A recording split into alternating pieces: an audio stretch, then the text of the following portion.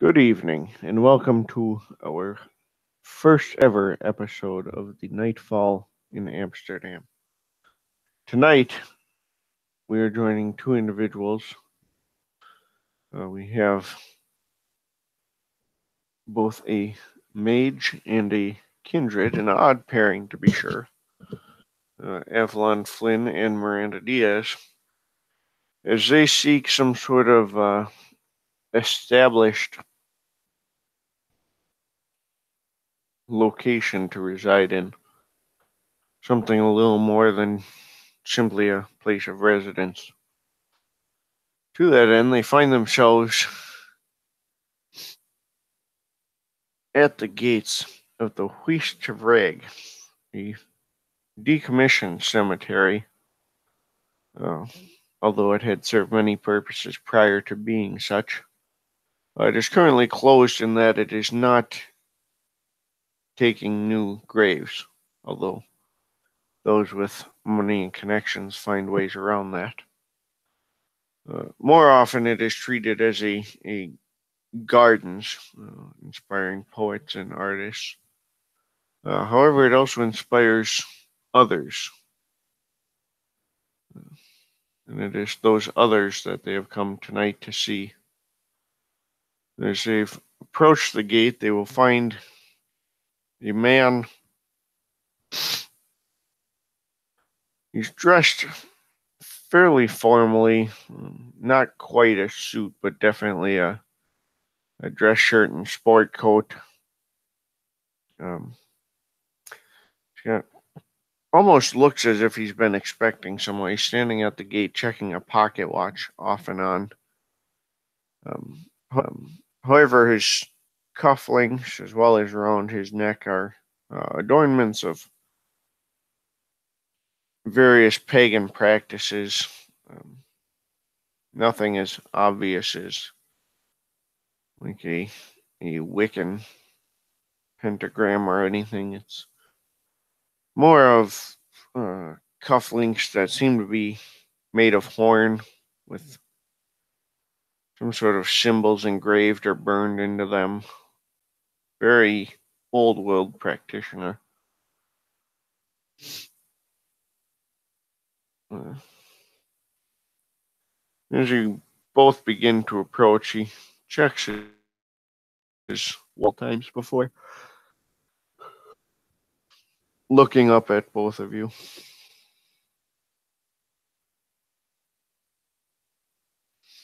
And he kind of looks back and forth as is waiting for one of you to speak.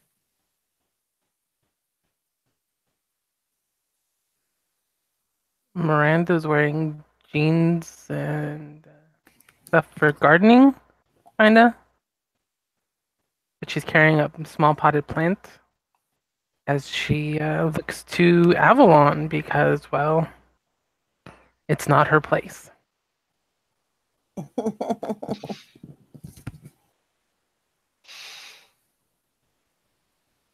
Good evening. She will smile and greet the gentleman. Yeah. Looks at his watch once more and looks up and he says, I suppose it is evening, and good being subjective, you might find it so. So, from that perspective, good evening.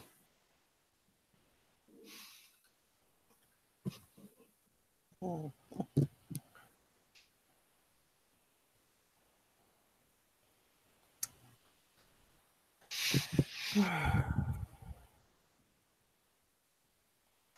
I presume you have some specific business. You don't strike me as the artist type that you come to sketch and be inspired by those long past or whatever other bull crap they use when they show up and prop up an easel.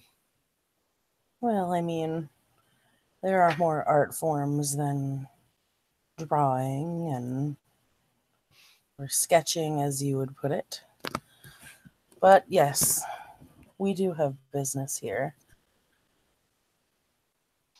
And she kind of casually offers her hand. I am Avalon Flynn.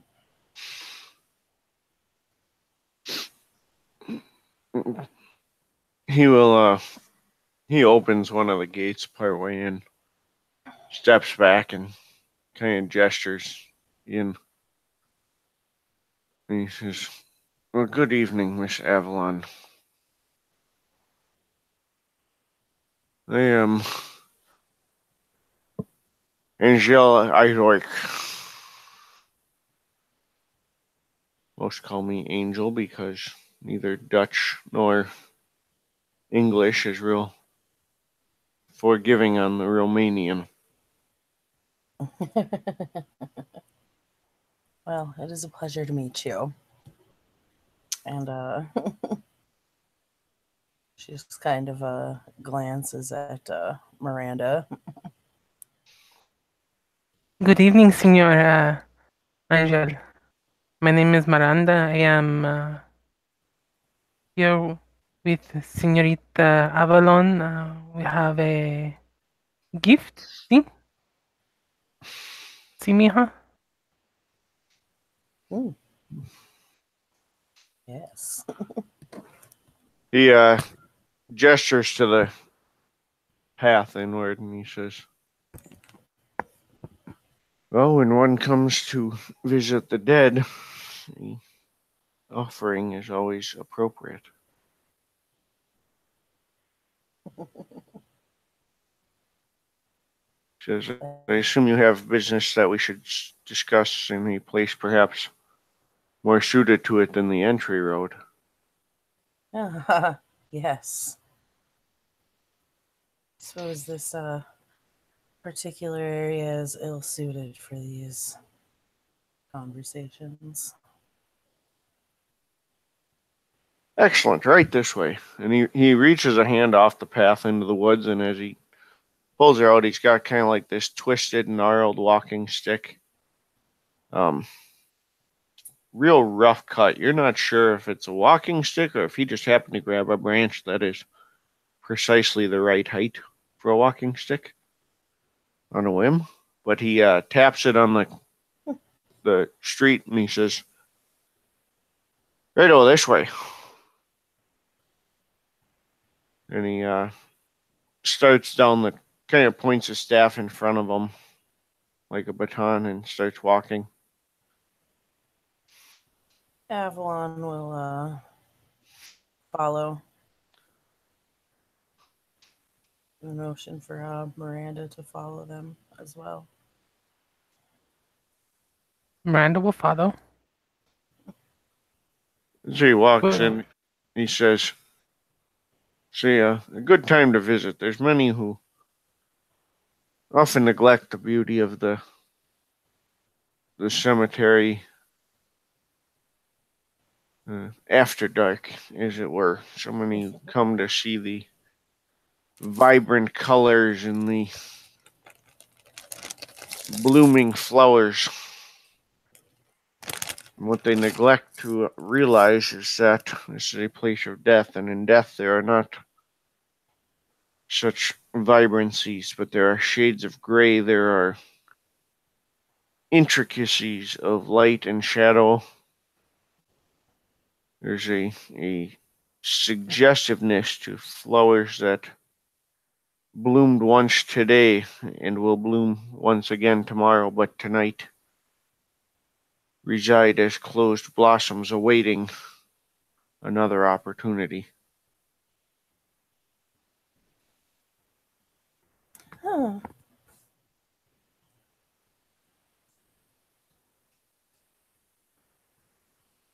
It's a shame they worry so much about what they perceive as beauty that they miss the beauty that is the passage of time and life and death and the never-ending rotations. Day does not go to night and then stop. The watch does not advance from 1 around to 12 and then cease its rotation. And just so, we do not advance from life to death and then halt. We continue once again, around and around and around. And while each passage might appear the same, it is also ultimately different. As the watch goes from 1 to 12, it is indeed the same path it has taken time after time after time. And he chuckles slightly as he says time the last time. But it is not the same path, because it is a path that is tread once more than it did the previous.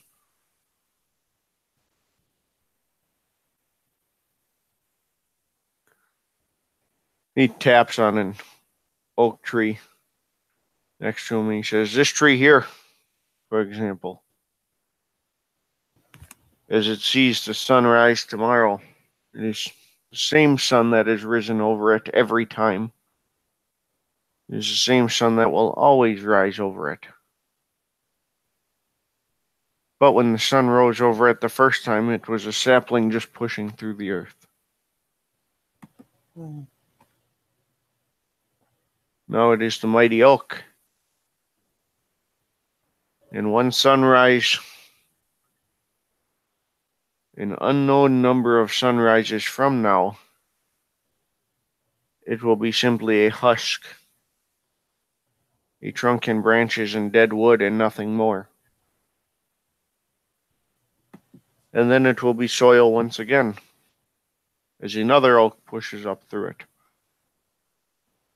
This is the way of things, but these damned artists, they're too worried about how it looks, and they forget what it means." Then he turns down to a dirt path and he says, "Careful there to the right. It's going to be someone's last drop, but hopefully not yours tonight." And you see a freshly dug grave there. Well, Muchas gracias, señor. There's a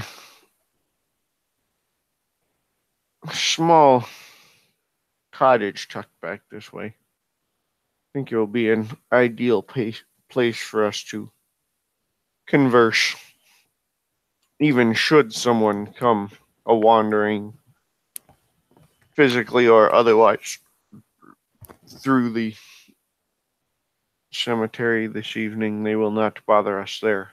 do you get many who wander through not physically? He looks at her and he says, She's half smiling when she asks. "You didn't think the gate was there to keep people out, did you?" Of course not.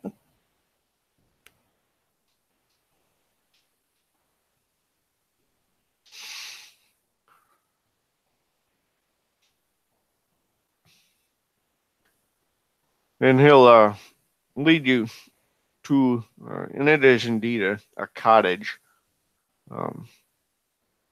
Rough stone that's been mortared together. The roof looks newer, but it's like a wood shingled roof.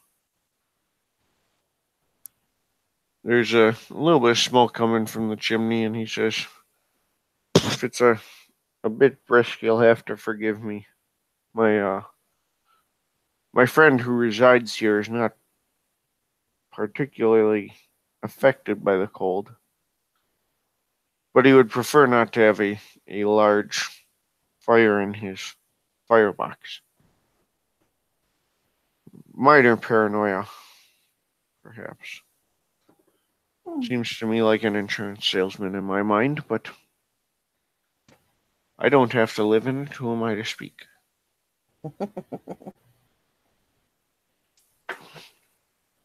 His home, his rules, I suppose.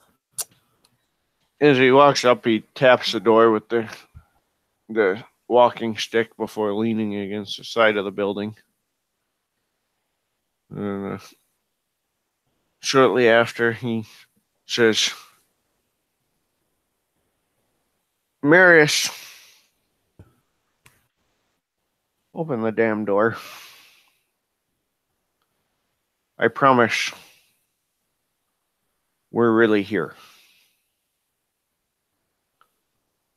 Shortly after that, the door opens and you see a longer-haired man in a longer, almost like a duster.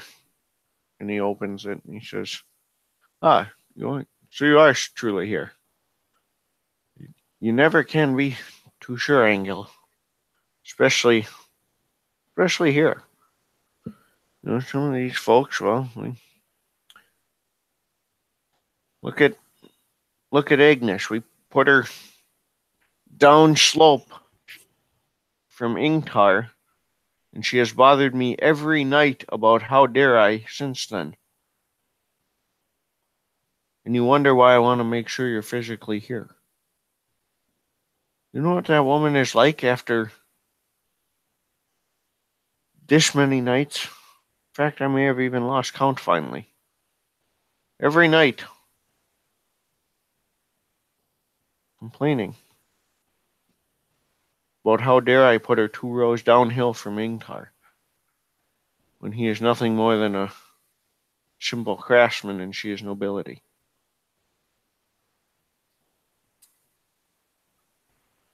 But I suppose you didn't come here tonight, Angel, to discuss crotchety old dead women who complain about their sleeping assignments. Come on, in.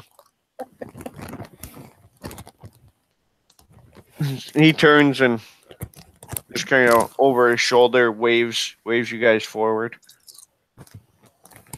He says, "You're welcome to stoke the fire, Angela. You know I prefer not to keep it large myself, but if you need a touch of warmth. Otherwise, the lingonberry wine is... There's a batch ready if perhaps that will warm you instead."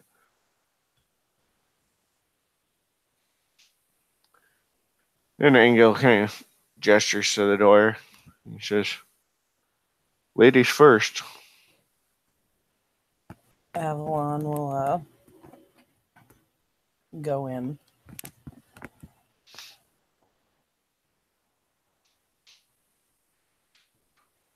She will turn to glance over at Miranda. Are you coming? Hey, señorita. I'm coming right behind you.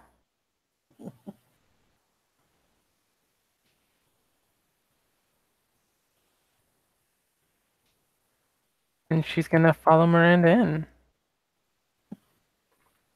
Angel follows both you guys in. He pulls the door shut and he heads over to a wine rack almost immediately. She begins kind of looking over the bottles over his shoulder. He says, "Do you ladies have any preferences?" There's a blueberry, a lingonberry, cloudberry even. And Avalon will just kind of glance over at Miranda. Whatever you like. Which is your more preferred flavor of the batch? He leans down and pulls out a bottle and he says, "Well, this was an interesting one to use. We used a birch root with the lingonberry. Gives it a real earthy flavor, but the lingonberry being sweet, we offset that with just the barest touch of a northern ginger root as well. Got a Sounds quite interesting. touch of bite, touch of earthiness, and then the finishes with that sweet yet tart lingonberry." Muy bien.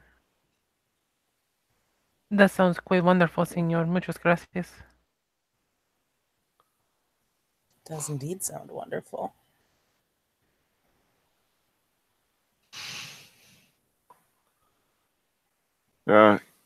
Engel takes 2 horn glasses, actually, and pours. And he hands one to Miranda. Marius looks over and he says, "My apologies, milady. I haven't fine-tuned a process yet to craft wines that we might be able to enjoy." No worries. Thank you.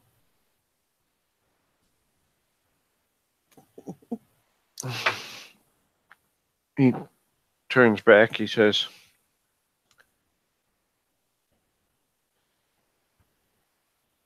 "I can offer you a pint of fourth-generation nobility native to Amsterdam, however." She raises an eyebrow.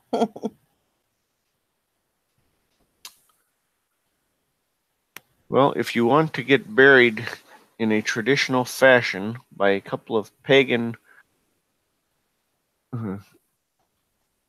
groundskeepers in a generations-old cemetery that no longer accepts new graves, you must accept that they might ask some odd prices, especially for their practices."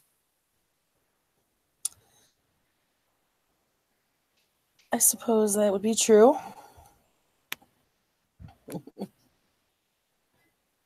He pulls out a different bottle and pours. And he hands it to you, and you can definitely tell it's a very rich blood, just by the smell. And he says, "No, I'm no seer, but I suspect that you didn't come and encounter Angel at the great gates simply so you could offer a bribe for a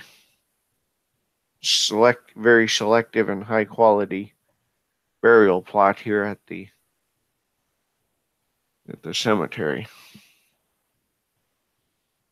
Perhaps I'm wrong, but it seems highly unlikely." Well, I mean, she certainly doesn't need to be buried, and neither do I.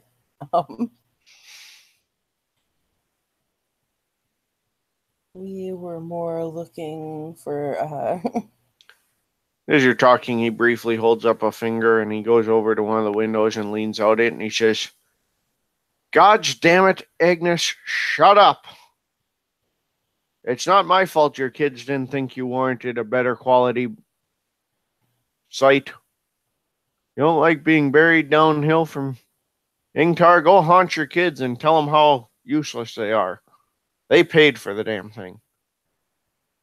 And he leans back inside and slams the window shut and he, "Sorry about that. Do you think crotchety old neighbors are bad when they're alive? Imagine when you have to spend generations with them." some restless spirits, I presume. Well, they're always restless for one reason or another. Huh.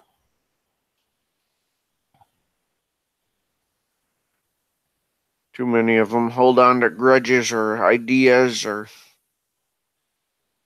goals from this life. And were you always able to speak with and hear them all? Oh, not initially. It was originally a learned practice form of blood magic. However, when you do it day in and day out for many years, too many years sometimes, I discovered one morning when I woke up and I went to, as I had. Of course, I still call it morning, but you know what I mean. I awakened. I do quite well. Awakened. And I went to engage my magic as I had every time I awakened for many years. And before I even had a chance to, I found myself conversing amiably with a young man who had been quite dead for 7 weeks. Rather insightful young man. And when I realized what was occurring and the fact I had not yet engaged my magic, I was puzzled. And then I was ecstatic. I thought, I no longer need to fulfill the costs to utilize this gift. And then, after numerous nights, my ecstasy turned to frustration as I realized that while I may not have to pay the price for the gift, I pay the price of not being able to shut it off. That is indeed quite a price.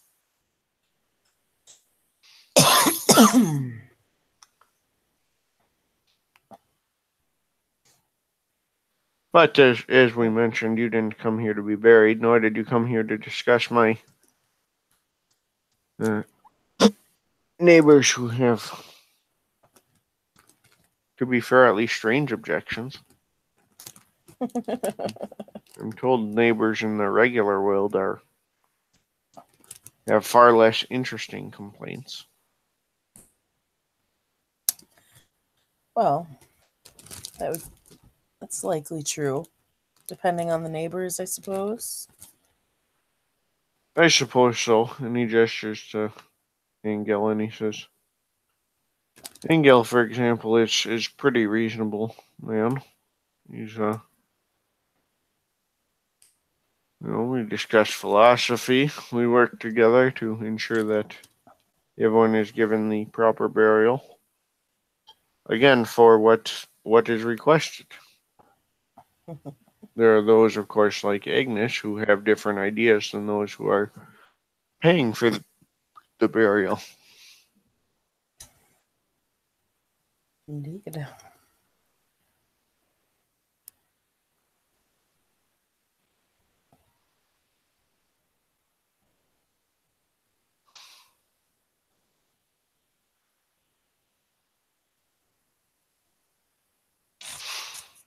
Well, we've established concretely what you are not here for. Correct. Perhaps it's time to advance on to what are you here for?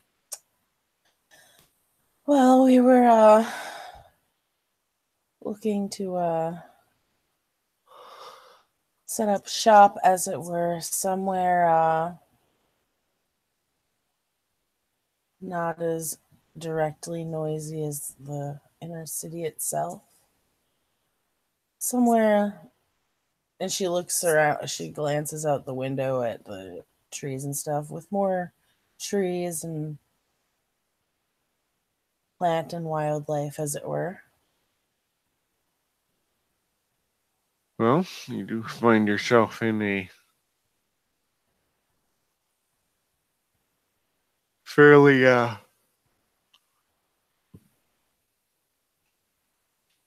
fairly secluded area. That's what happens when you bury 12,000 people and build a fence. Indeed.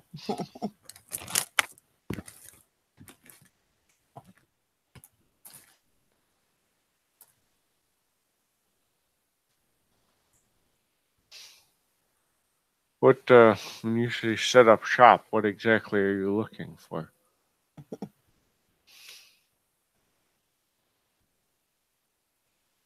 Well, I can give you a fancy hole in the ground if that's you're looking for a place to reside. a place to reside, yes, would be nice, but a hole in the ground is not not quite what we had in mind.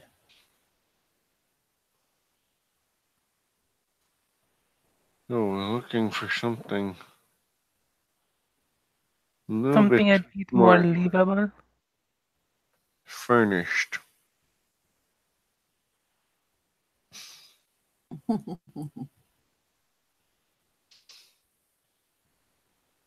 If by furnished you mean not a coffin, yes. Well, She you're in a smiles. cemetery. There will be coffins. Well, this is true.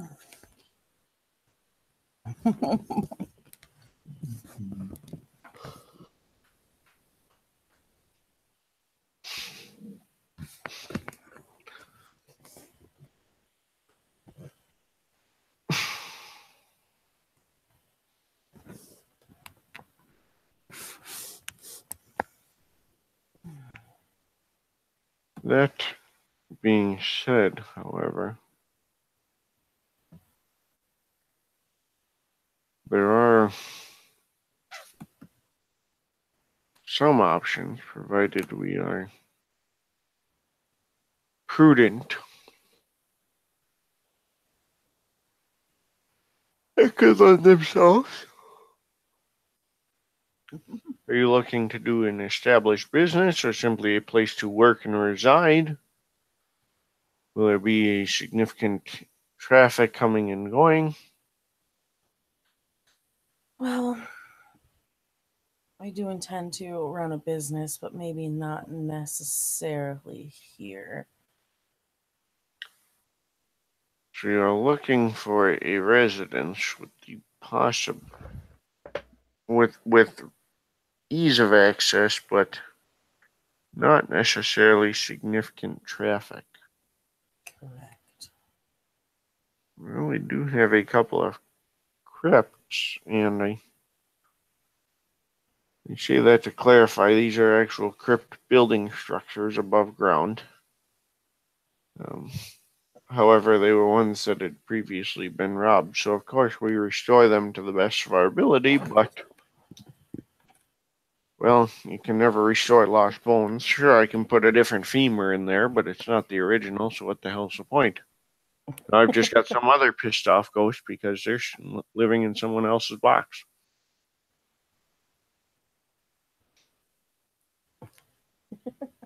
Well, So, to that end, most of them have been cleaned out and those remains properly archived elsewhere. My personal favorite is to send them as evidence to the police department. Proof of the theft, of course, because this is all I have left. It's not my fault if the evidence department seems to get disorganized very easily. well, that is also interesting and true. There was once an actual funerary service home that part of it would be available, but I do have a pair of ghouls that I maintain there. Someone needs to be looking around this place during the day, and while Engel could be awake, he keeps the same schedule I do, although his is by choice. Thus, we needed someone else to manage during the day. But they certainly don't need the whole property if you wanted part of the original funerary house. Hmm.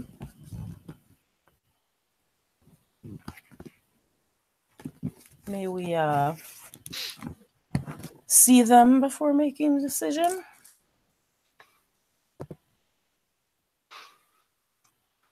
Well, of course. We could walk all the way over there, or I'm sure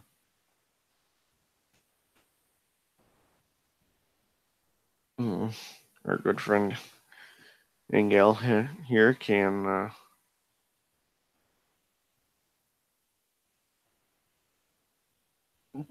display, as it were.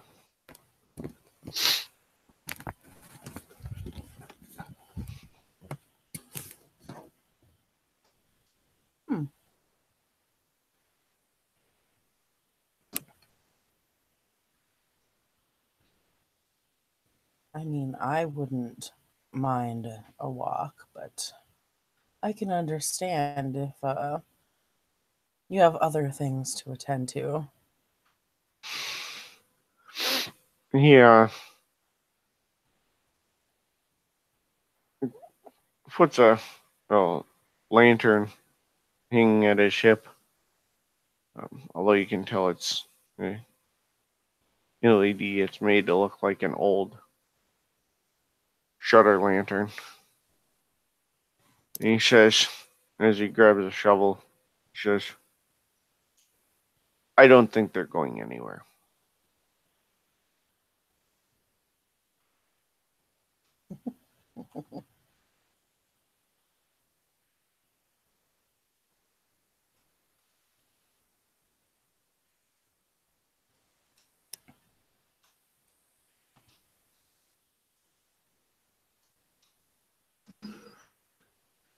And he heads for the door. Behind him, Engel follows, but roll me a perception alertness. Avalon is going to drink that before she leaves Okay. this space. But a perception alertness. Yeah.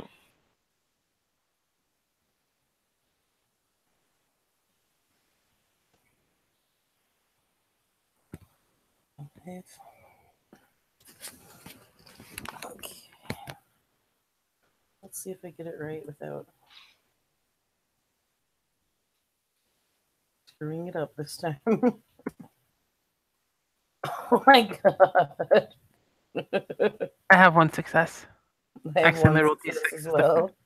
I accidentally rolled d6 the first time. No. I have one success also. Would have had 3 if it weren't for these stupid ones.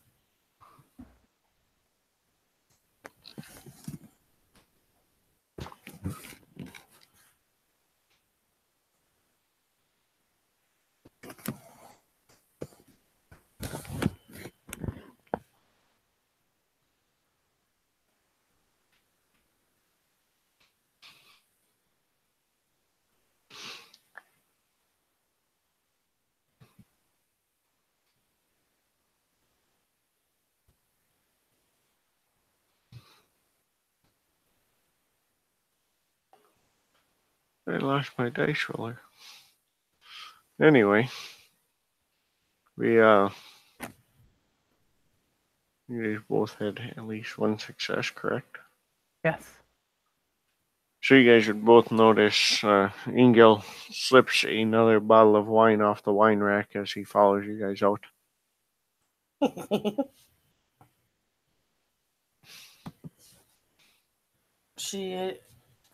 She half smirks, but it says nothing.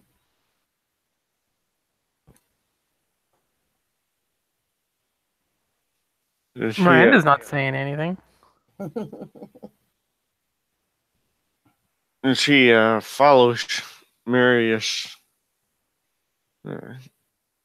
He's got his walking stick and he kind of gestures around and he says, "Well, you mentioned secluded. This is certainly a good option."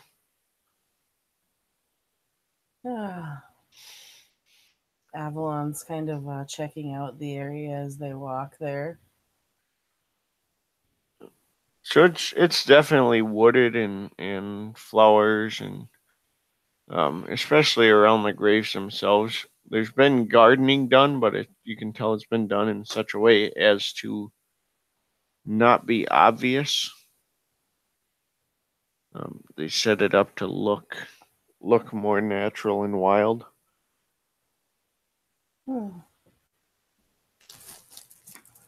It is lovely out here.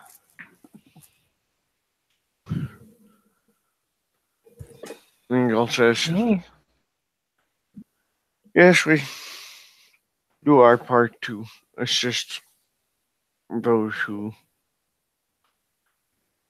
do not know about the rest of the world yet. Our gardeners, for example, are kept somewhat unaware, but we try to aid them as well."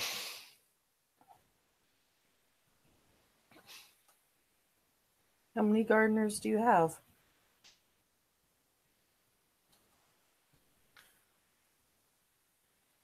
Just the two right now, an older couple. Some of those artists I mentioned before. Well, I happen to be quite adept at gardening. And she kind of glances at Miranda, as is my friend. I see.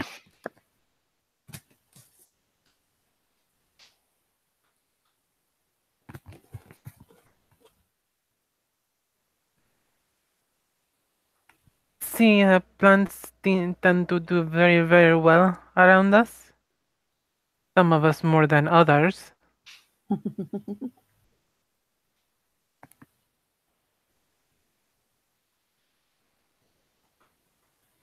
Oh, that I suppose does happen too to some degree.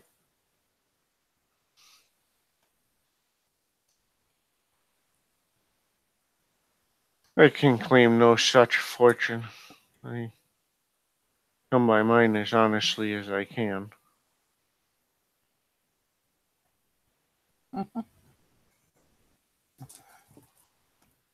I've loved gardening since I was a little girl. There is something to be said for it. Hmm.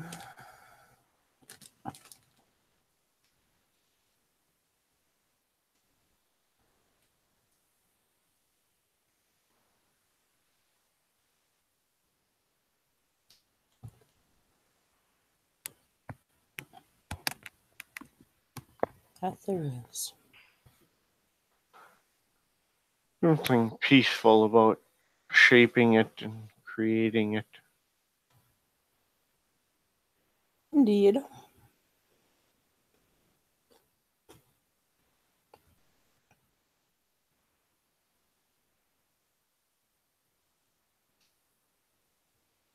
See, watching it is life take the growth pattern that you wish. Watching it become that you want it to be.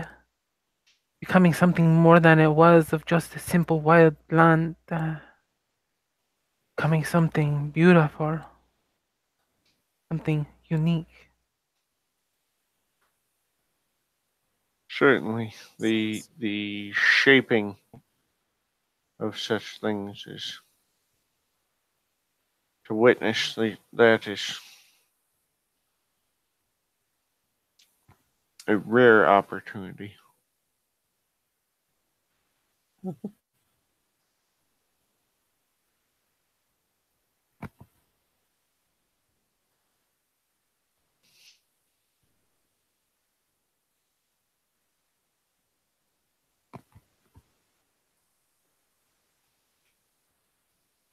Miranda just kind of affectionately rubs the outside of the pot that she's holding that she has a thing over the top of, like a what is it called? Fabric, like a piece of fabric gently laid over the top. She's just kind of gently rubbing the pot.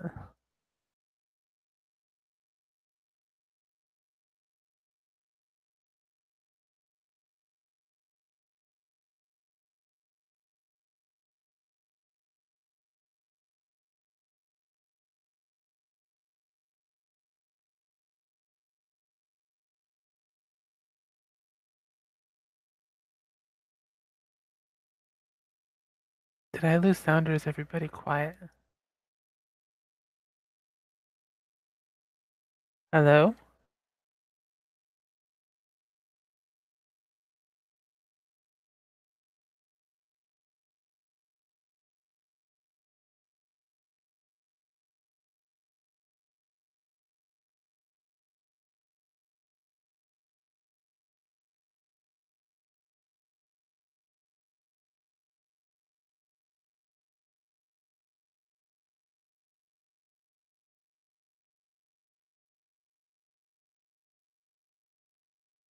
No?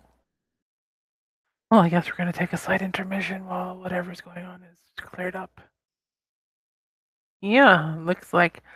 Thank you for your time and it's been wonderful having you. And should they not make it back, we will continue this in part two down the line at some point, where I give up my one flower and the world becomes a better place because it's a rare, unique flower full of magics. Because magic makes the world go round and stuff and things and all of those things and stuff. Because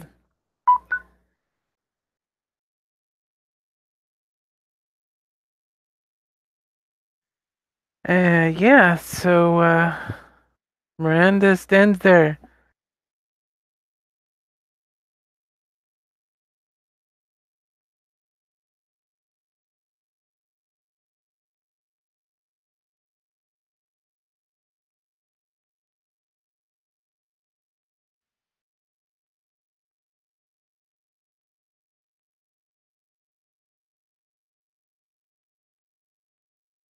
We wait. And we wait. And we wait.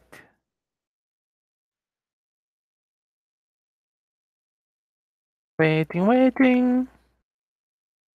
Waiting, waiting. Wait. The waiting of waits.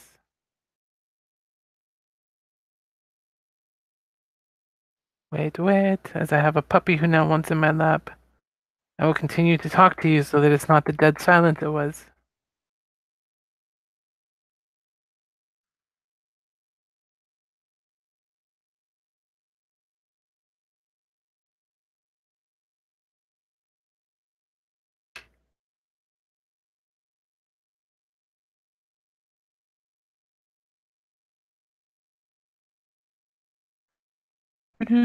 Apparently they've lost their internet connection, so we will see how long this stays running until they either get back or it goes dead. At which point this could all be worthless.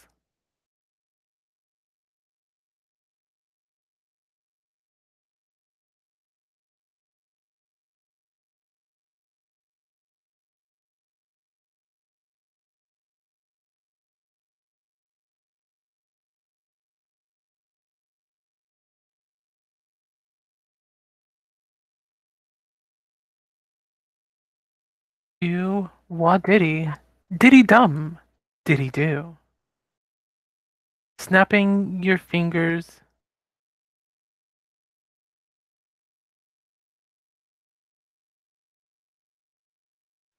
and singing a tune. Do wah diddy dum, diddy do.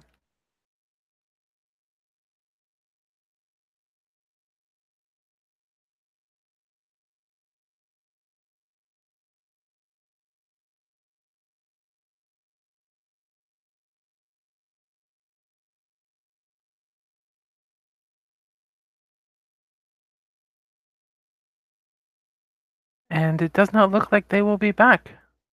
So we shall see.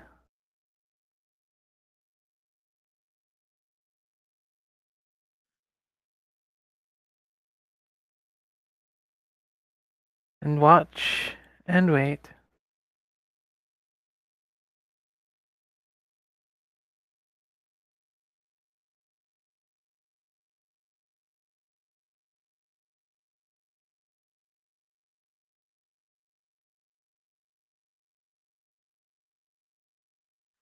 Because puppies love us, and we love puppies. And now my puppy wants to leave because I'm talking about giving them affection. Because they are fickle fiends of affection.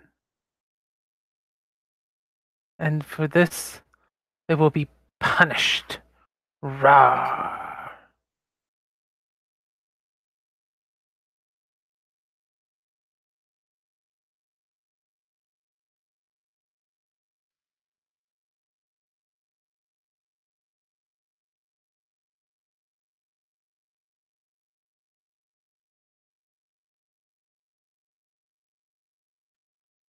La la la la. La la la lee. There's somebody, which means there might be hope that this hangout can be saved. Saved. Yep, there's one of you. You both Oh, crashed out at the same time, so. right. Well, I